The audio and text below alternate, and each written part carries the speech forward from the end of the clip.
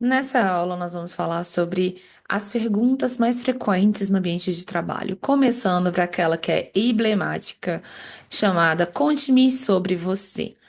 Vou usar o Mindmaster para nos apoiar aqui, para que você seja uma experiência mais visual. Por que que eles fazem essa pergunta de conte-me sobre você? É uma pergunta quebra-gelo. O que que significa? Significa que eles estão mais interessados em saber o que que você faz no seu dia a dia, como que você pensa, como que você age. Então, a maioria comete o erro de já ir falando logo de cara que a parte profissional. Mas você tem que perguntar de volta. O que que você quer saber primeiro? Vida profissional ou vida pessoal? 90% das chances deles falarem, me conta sobre a sua vida pessoal, sua idade, onde você mora. Por que que eles querem saber isso? Eles vão mapear os seus estilos de vida. Então, eu sou Lohana, tenho 30 anos, moro em São Paulo sozinha, tenho dois gatos, Luiz Cláudio e Jojo. No final de semana eu gosto de ir em restaurantes caros, exposição de arte, fazer bate-volta de algumas cidades. Essa é a Lohana de verdade. E aí, por que que é importante eu contar esse estilo de vida? Porque no meu caso, quando eu falo onde eu moro, que eu moro sozinha, isso quer dizer que eu tenho conta pra pagar. Eu não vou sair do emprego fácil. Ninguém me dá suporte. Não tô solteira. Ou seja, não tenho filhos. Não tô namorando, então ele pode me contratar que pelo menos em um mês, um ano, eu não vou estar grávida pedindo licença maternidade. Então ele já fica perguntando como é que é meus planos de gravidar, e já vai cortar essa pergunta por essa afirmação de eu sou solteira. Segundo, quando eu conto meus hobbies de fim de semana, ele já sabe como é que eu vou ser na segunda-feira. Se eu falasse que eu sou uma pessoa que gosta de curtir rave, que eu gosto de balada, eu adoro ficar fazendo resenhas, isso mostra o quê? Que eu muito provavelmente na sexta eu vou dar o cano, na segunda-feira eu vou pegar algum atestadinho, porque eu não vou estar dando conta. Então já conta também o que que esperar de você. Quando eu falo que eu gosto de restaurantes caros, que eu gosto de fazer bate-voltas, isso mostra que, pra mim, o estilo híbrido de trabalho é importante. Eu faço bate-voltas. Segundo, eu tenho hábitos caros. Então, o salário que eu vou te dar já tá baseado em cima do meu hábito caro. Não dá pra você me fazer propostas menores do que eu ganho. E agora, se eu falasse, no final de semana eu sou caseira, gosto de ficar em casa vendo Netflix, não tem tanto custo de vida assim. Tudo isso é mapeado, gente. Tudo isso é mapeado para fazer a oferta ideal para você, para saber como é que barganho com você. Eu não posso barganhar, negociar com alguém que eu não conheço. Então, no RH, business partner que for conversar com você, o interesse dela é entender quais são os seus hábitos e quais são o seu real custo. Quanto isso aqui é importante para você. Quando você conta, eu gosto, aqui em casa eu sustento a minha família, eu tenho 5 irmãos, minha mãe já começa a desenhar que, nossa, ela é esforçada, ela ajuda a família, o emprego importa. Eu quero alguém sempre mais comprometido do que alguém mais, onde o dinheiro nem importa que papai e mamãe pagam as contas. Então, quando, por exemplo, o estágio, eu sempre vou escolher o estagiário que precisa, não aquela que estuda na Mackenzie que o papai e mamãe não paga.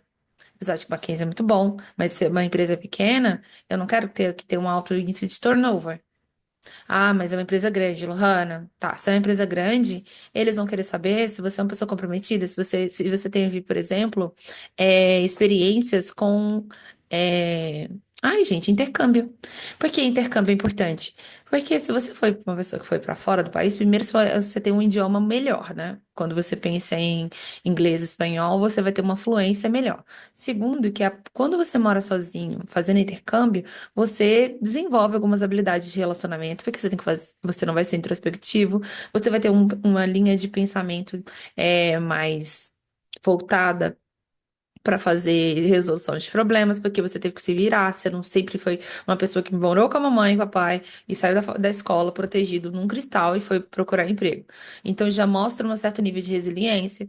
Então tudo que você conta sobre a sua vida pessoal diz sobre você, diz sobre a construção de imagens sobre você. Então, o que você pode fazer? Primeiro, são muitas caixinhas que abriu, né? Vamos aos poucos. Escolha o ponto de partida certo para sua história, é importante. Se você for recém-formado, você pode começar contando. Me formei em economia há 2 meses, escolhi essa área de estudo porque sempre me interessei por finanças e dinheiro, e alguns membros da minha família me disseram que isso me permitiria ter ótimas opções de carreira. Quando eu tava fazendo economia, eu falava isso. Minha mãe trabalhou em banco e ela sempre me disse que eu ia ter tudo a ver com banco, então eu comecei a fazer faculdade, eu gostei, entendeu? Ah, não, Hanna, eu já tenho de 1 a 8 anos de experiência. Então, você vai começar falando sobre o momento em que você se formou. Você vai conduzir a entrevista através da sua experiência de emprego desde então. Então, eu me formei em engenharia industrial há 6 anos, imediatamente fui trabalhar para uma pequena empresa. Então, já falei da minha parte profissional, pessoal, eu já engatilho na parte profissional. Falando, então, eu gosto muito de ler sobre finanças, foi por isso que eu me formei em economia. Quando eu me formei em economia há 6 anos, eu imediatamente fui trabalhar para uma pequena empresa de tal XYZ. Desde então, eu fui, conduz. Sua apresentação toda tem que durar, em média, 2 a 3 minutos, tá? Se você já tem mais de 8 a 20 anos, você vai começar contando desde quando você se formou? Claro que não. Você pode começar em um ponto médio da sua carreira. Isso vai evitar que a sua resposta fique muito longa. Então, ou se você é um gerente, você pode começar com como você se tornou um gerente pela primeira vez, se você trabalha há 25 anos, mas só é profissional de vendas há 12, pode começar com a forma como começou nas vendas, o que que você gosta de vender. Comecei a gerenciar pessoas há 12 anos, quando eu fui promovido de analista sênior de atendimento ao cliente para coordenador de atendimento, e desde então eu vou lá. Esses são os pontos de partida importantes depois que você já fez sua introdução sobre a sua parte pessoal. 2, destaque as experiências que sejam realizações impressionantes. Então, você conseguiu algo significativo, como resolver um grande problema para um seu último empregador? Isso é importante mencionar. Você desenvolveu novas habilidades ou superou desafios? Ser específico, dê detalhes. Porque quem mente não dá detalhes. Quem fala a verdade conta histórias, situações.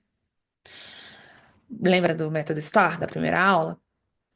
Mas fatos impressionantes aleatórios não são suficientes.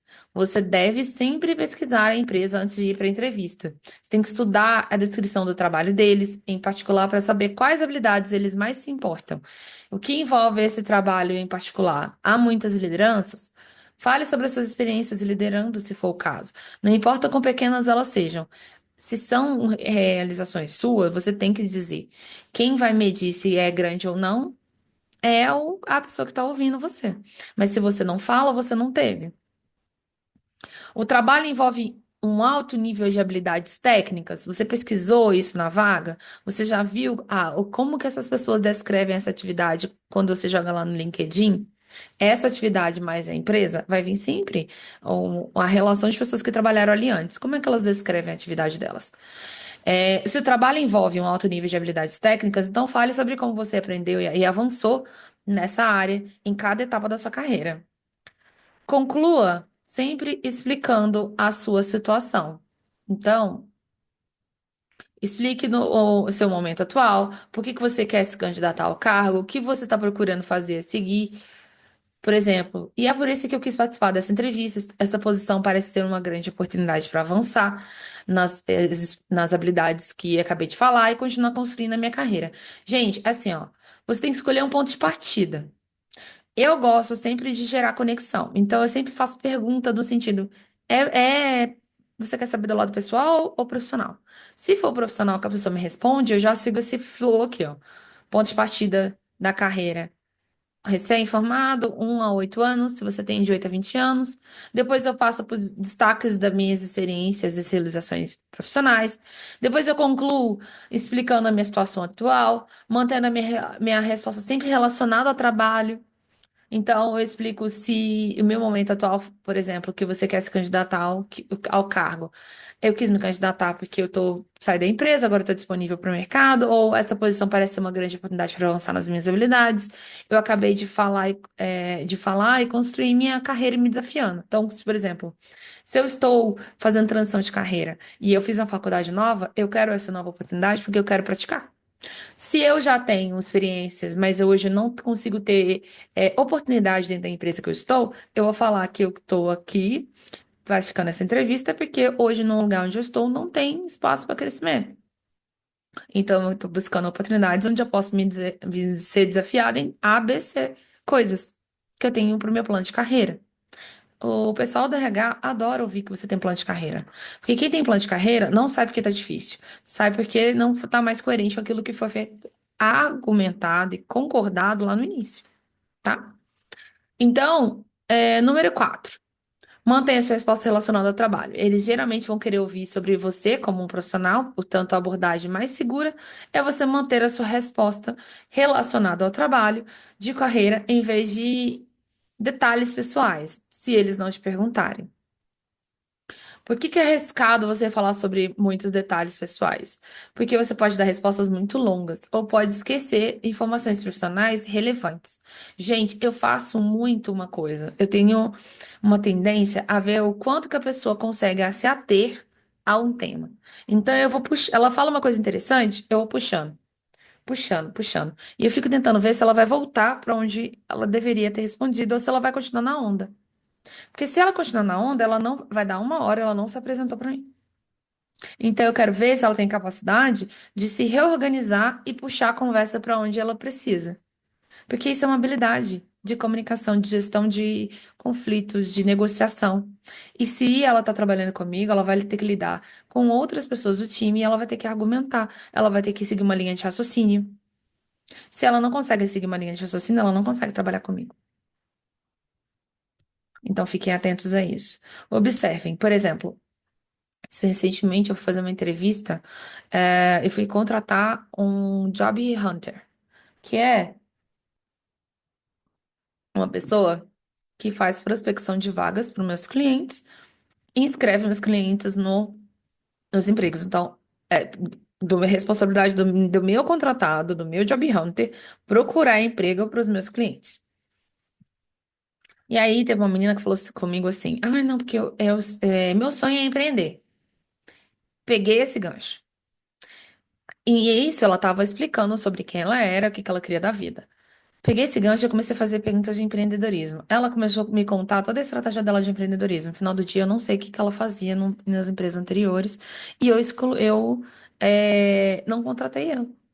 Porque eu falei, cara, ela falou tanto de empreendedorismo porque eu acho que a vibe dela não é trabalhar como CLT. A vibe dela é ser empreendedora, então eu não vou contratar. Às vezes, as perguntas que eles estão te fazendo é para te testar e fazer com que você saia da prumo. Ou que você diga a real intenção que você tem.